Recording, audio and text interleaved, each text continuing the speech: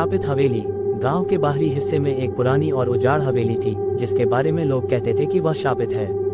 वहां कोई नहीं जाता था, खासकर रात के समय। लेकिन युवराज और उसके दोस्तों ने इसे महज अफवाह समझा और तय किया कि वे उस हवेली में रात बिताएंगे। युवराज ने अपने 4 दोस्तों अंशु, नेहा, रोहित और सिमरन को अपने साथ जाने के लिए मनाया। उनकी योजना थी कि वे शाम को हवेली पहुंचेंगे और पूरी रात वहीं रहेंगे। हवेली के पास पहुंचते ही सूरज डूबने लगा और माहौल में अजीब सी सर्द हवा चलने लगी। हवेली के दरवाजे पर पहुंचते ही उन्हें लगा कि कोई उन्हें अंदर खींच रहा है। नेहा ने कहा, मुझे कुछ सही नहीं लग रहा, हमें वापस चलना चाहिए। लेकिन युवराज ने उसे डरपोक कहकर चुप करा दिया। हवेली के अंदर का माहौल ठंडा और अंधेरा था। फर्श टूटे हुए थे और दीवारों पर अजीबोगरीब चित्र बने हुए थे। वे सभी एक बड़े हॉल में जमा हुए। युवराज ने माचिस जलाकर मोमबत्ती रोशन की। तभी अचानक दरवाजा अपने आप बंद हो गया। सिमरन ने डरते हुए कहा, यहाँ कुछ गड़बड़ है। तभी एक तेज चीख गूंजी, जैसे किसी ने दर्द से चिल्लाया हो। सबके चेहरे पर डर साफ झलकने लगा। धीरे धीरे अजीब घटनाएं शुरू हुई। रोहित को लगा कि किसी ने उसके कंधे पर हाथ रखा, लेकिन जब उसने पलटकर देखा तो वहां कोई नहीं था। नेहा को दीवार पर खून से लिखा एक वाक्य दिखा, तुम यहाँ क्यों आए हो? अंशु ने युवराज से कहा, हमें यहाँ से तुरंत निकलना चाहिए। लेकिन दरवाजे बंद हो चुके थे। रोहित ने हिम्मत दिखाते हुए दरवाजा तोड़ने की कोशिश की, लेकिन वह अंदर से किसी अदृश्य ताकत द्वारा रोका जा रहा था। रात के बीच एक बूढ़ी औरत का प्रेत उनके सामने प्रकट हुआ। उसका चेहरा विकृत था और उसकी आंखें लाल अंगारों की तरह चमक रही थीं। उसने कहा, तुमने मेरी शांति भंग की है, अब तुम सब मरोगे। सिमरन डर के मारे बेहोश हो गई। अंशु और नेहा को लगा जैसे उनके शरीर पर कोई अदृश्य जकड़न कस रही हो। युवराज ने साहस जुटाकर प्रेत से पूछा, तुम कौन हो और हमसे क्या चाहती हो? प्रेत ने बताया कि वह इस हवेली की मालकिन थी। 100 साल पहले उसके परिवार को धोखे से मार दिया गया था। तभी से वह आत्मा बनकर यहाँ कैद है। उसने चेतावनी दी थी कि जो कोई यहाँ आएगा उसे वही अंजाम भुगतना होगा। युवराज ने अपनी बुद्धि का इस्तेमाल करते हुए हवेली के एक कमरे में रखा पुराना ग्रंथ पढ़ा। उसमें लिखा था कि अगर प्रेत से क्षमा मांगी जाए और उसकी आत्मा को शांति मिले तो वह मुक्त हो सकती है। युवराज और उसके दोस्तों ने प्रेत से माफी मांगी। प्रेत ने उनकी सच्चाई देखकर उन्हें माफ कर दिया और हवेली में शांति का वादा किया। उसकी आत्मा धीरे धीरे हवा में घुलकर गायब हो गई। दरवाजे अपने आप खुल गए।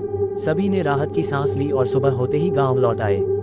उस घटना के बाद युवराज और उसके दोस्तों ने सीख ली कि हर जगह साहस दिखाना सही नहीं होता। और हवेली, वह अब भी वहीं खड़ी है, शांत और रहस्यमयी, मानो किसी और की प्रतीक्षा कर रही हो। शापित हवेली। गांव के किनारे एक घनी झाड़ियों से घिरी हवेली थी, जिसके बारे में गांव में कई भयानक कहानियां प्रचलित थीं।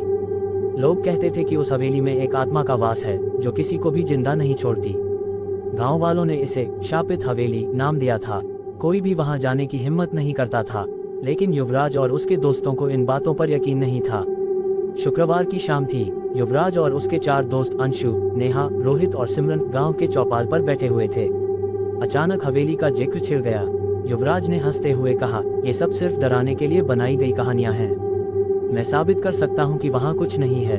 अंशु ने मजाक में कहा, तो फिर चलो एक रात वहीं बिताते हैं।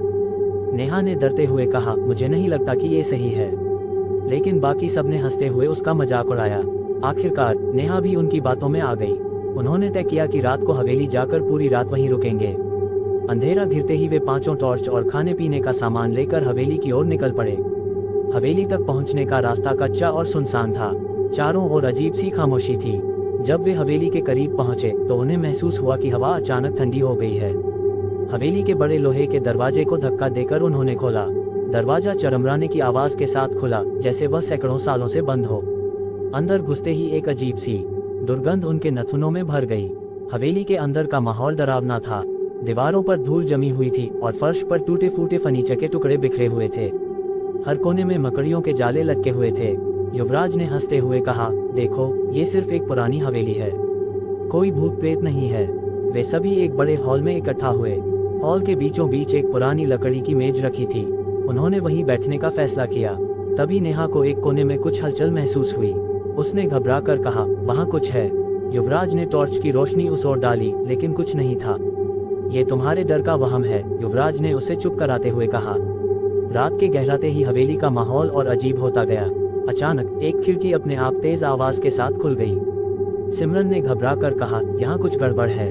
तभी दरवाजे के पास एक साया दिखाई दिया। सभी ने देखा कि वह साया धीरे धीरे उनके पास आ रहा था। लेकिन जब युवराज ने टॉर्च मारी तो वहाँ कोई नहीं था। रोहित ने कहा, मुझे लगता है हमें यहाँ से चलना चाहिए।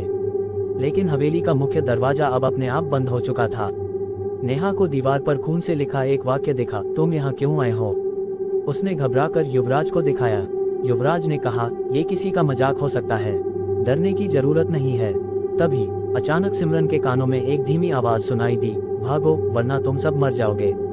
उसने यह बात बाकी दोस्तों को बताई, लेकिन सबने उसे नजरअंदाज कर दिया। आधी रात के करीब एक तेज हवा का झोंका आया और एक बूढ़ी औरत का प्रेत उनके सामने प्रकट हुआ। उसका चेहरा विकृत था और उसकी आंखें लाल अंगारों की तरह चमक रही थीं। उसने चीखते हुए कहा, तुमने मेरी शांति भंग की है, अब तुम सब मरोगे। सिमरन डर के मारे रोने लगी। रोहित ने दरवाजे को खोलने की कोशिश की, लेकिन वह हिल भी नहीं रहा था। युवराज ने साहस दिखाते हुए प्रेत से पूछा, तुम कौन हो और हमसे क्या चाहती हो? प्रेत ने कहा, मैं इस हवेली की मालकिन थी। 100 साल पहले मेरे पति और बेटों को जायदाद के लिए मार दिया गया। मुझे भी जिंदा जला दिया गया। मेरी आत्मा को कभी शांति नहीं मिली। जो कोई यहाँ आता है उसे मैं अपनी पीड़ा महसूस कराती हूँ। नेहा ने पूछा, हम आपकी आत्मा को शांति कैसे दे सकते हैं? प्रेत ने बताया कि हवेली के तहखाने में एक पुरानी तिजोरी है जिसमें उसके परिवार की राख रखी है। उसे गंगा में विसर्जित करने से उसकी आत्मा को मुक्ति मिलेगी। पांचों ने हिम्मत जुटाई और तहखाने का दरवाजा ढूंढा। तहखाना अंधेरा और डरावना था। हर कदम पर ऐसा लगता था जैसे कोई उनके पीछे चल रहा हो। अंततः उन्हें तिजोरी मिली, लेकिन वह जंग लगी हुई थी। रोहित ने एक लोहे की रॉड से तिजोरी को खोला। अंदर राख का एक छोटा बर्तन था। जैसे ही उन्होंने बर्तन उठाया, पूरी हवेली कांपने लगी। ऐसा लगा जैसे वह गिरने वाली हो। वे किसी तरह बाहर निकले और सुबह होते ही पास की नदी पर पहुंचे। उन्होंने राख को गंगा में विसर्जित किया। विसर्जन के बाद उन्हें एक हल्की सी आवाज सुनाई दी, धन्यवाद। हवेली वापस सामान्य हो गई। गांव वालों ने जब ये सुना तो उन्होंने युवराज और उसके दोस्तों की बहादुरी की तारीफ की। युवराज और उसके दोस्तों ने सीखा कि हर जगह मस्ती और चुनौती की जगह नहीं होती। शापित हवेली अब भी वहां खड़ी है, लेकिन अब वह शांत है, मानो किसी और भटकती आत्मा का इंतजार कर रही हो।